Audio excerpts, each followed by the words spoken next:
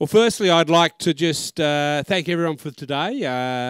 The participation has been, well, for us, when I say unprecedented, this is our first field day, but we're really quite a pleasant surprise. When we do this again, I think the lesson from this is that we'll probably open up our full venue and maybe even close down and have 400 or 500 farmers here, because it seems the demand's there. We had to knock a lot of people back today.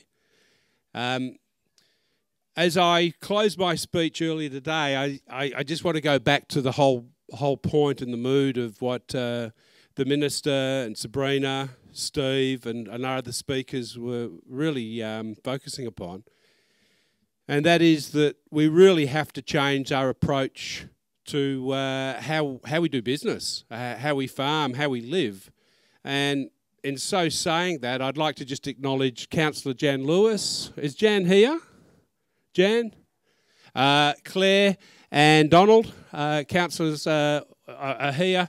So Jan is, I spoke to the CEO Dave Schober. Unfortunately our president couldn't be here today, but Jan is here in any official capacity. If anyone wants to understand the Shire's position, please talk to Jan.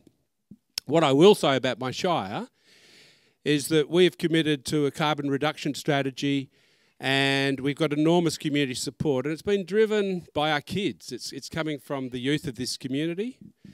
So anyway, jokingly, I told Jan I'd dedicate this little moment to her today, because she told me, Steve, you just got to poke your head out there and get on with it. No, all jokes aside, Jan, this is a moment where we've got to stand up and be counted for. And so earlier today, I've made some direct references to Barnaby Joyce, and I'm just going to drill in and dig deeper on those points. But I also want to tackle Anthony Albanese, Chris Bowen and Scott Morrison and any other federal politician and just ask them to put a bit of daylight and have a bit of conviction politics for a change. Because, as I mentioned earlier, I was at the UN Climate Summit in 2019, and I saw the deterioration of the reputation of my nation, and I was embarrassed to see what lack of priority we were giving climate change then. And we've just, again, done it again this time around. And so I'm not here to preach on climate change. Some people here will not believe that there is such a phenomena. Some will. That's not my point. My point is that the UK has just stated, and if you just give me a moment, I'll try and find the quote.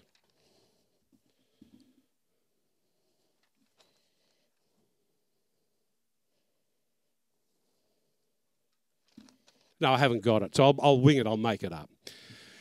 It's a quote from the British government and from a lord, I don't remember, I was just trying to pick his name, and this lord was the chair of the Climate Committee Action in the Glasgow Summit.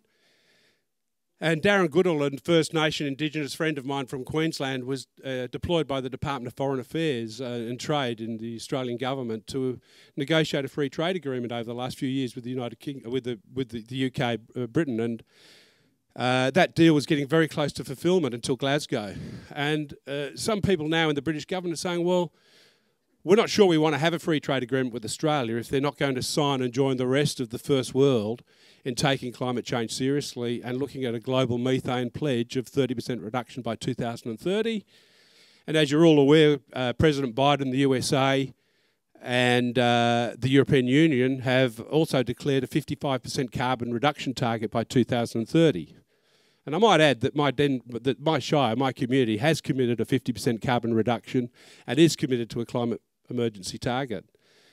But aside from your politics on climate change, the point I was making earlier is that I'm concerned as a cattle farmer, I'm getting dragged into a coal debate. And there's no debate, in my opinion, on this subject.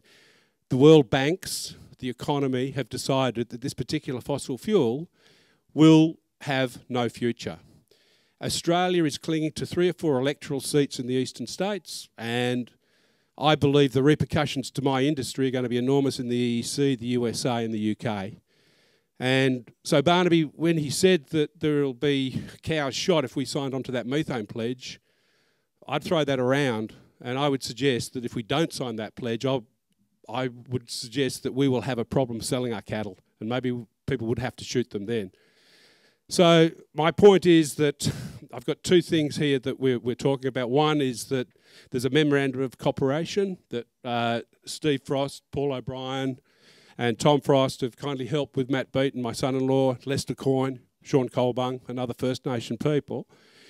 And we'll be signing that in a symbolic statement today, and we'll be asking anyone here today that would like to have a seat at the table, really. We're not asking you to bind to anything. I'm willing to put my hand up and be a guinea pig, and I will commit my property as a guinea pig, as a trial. While we don't know the science well enough yet, we don't know how to measure ourselves. Today I've met some amazing people that will help us. And all I'd say is this: we are not perfect. We're a cattle farm. We're not unusual. We're similar to most cattle operations around. But I'm willing to put my head on the block and say, here is what our footprint looks like today. And we will endeavour through the rest of this decade to meet this pledge. And there are ways of doing it. I mentioned earlier today seaweed as one example. There are dramatic implications if this federal government stopped playing politics, or the Labor Party. I don't want to pick on one party. And just started to scale up seaweed production in Australia and provided commercial cattle operators that have got feedlots or on grass-fed access to this. Because right now I want it, but I can't buy it. It's not available, as far as I'm aware. There's also the industrial hemp. I don't want to overpromise and underdeliver on this subject, but the early work that we've looked at, and it's just purely literary searches around the world, indicates to me that there's certainly methane reduction opportunities within hemp. So we're seeking to explore that further.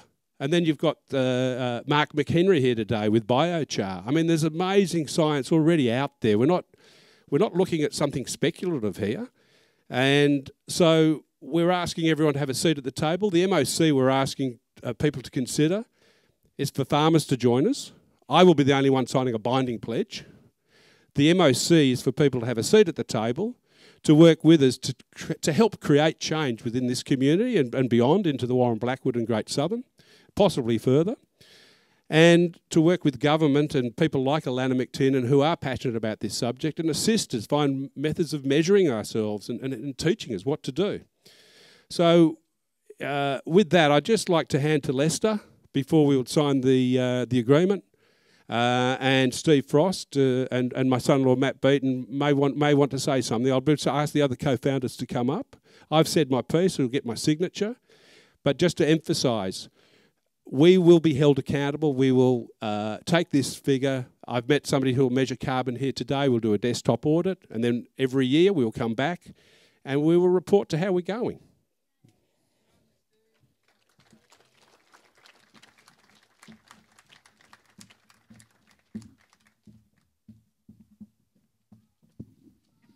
Them's fighting words. He's almost as powerful as Sabina.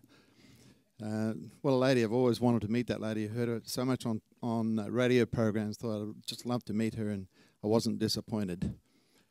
In regard to why we're here today, First Nations people all around the country fully support what is happening and the need for it, more importantly. It's something that we have to address. It's a unique situation we're in, where white people, once they settled this country, animals came, and the cows and other animals, and there must be thousands of them. There's donkeys, horses. I don't know what sort of methane they emit, but there's a hell of a lot of it going to the air, not just in our country, but we do need it. In my understanding, it contributes about 30% of the methane, so we've got to do something about it. I've got 4 kids, 9 grandkids, and 33 great-grandchildren, so I've got a lot of kids saying, what are you doing for me? And this today is my gift to them, that I can make some effort there. So thank you, Steve, for the invitation. And thank you for your attendance and your participation. Yeah, look, I don't really have a lot to add. But it's the whole principle of the farming, and it's actually, for me, it's more than carbon sequestration. It's also about how farming affects the environment as a whole. And I see part of this alliance as part of that. And it doesn't mean we have to reduce our productivity, and it doesn't mean we have to reduce our profitability to be like this. I've got the same as Steve mentioned. I've got my kids saying, well, what are we doing? And it's really up to us to make that change and to hope to make a lot better environment and a lot better future for the next and many other generations. And thanks very much. So I'll just call everyone up. Is Matt there? Matt, you there? I would be amiss of me. Sean, I don't think wants to talk.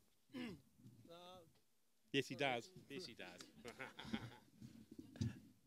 Yeah, no, I just want to say thanks for the invitation, Steve. What you're doing is amazing stuff, and these things that need to be done. And yeah, hopefully we can work together in the future in everything that you're doing. And yeah, it's been good being here. Thank you.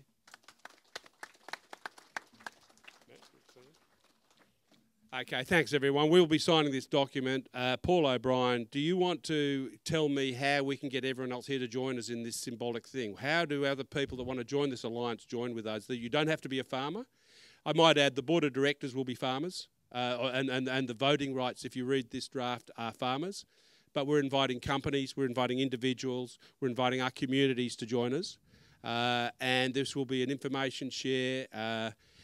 You'll probably even get a loyalty card here and some cheap drinks if you join. It's a bit of bribery. Zoe's shaking her head at me there.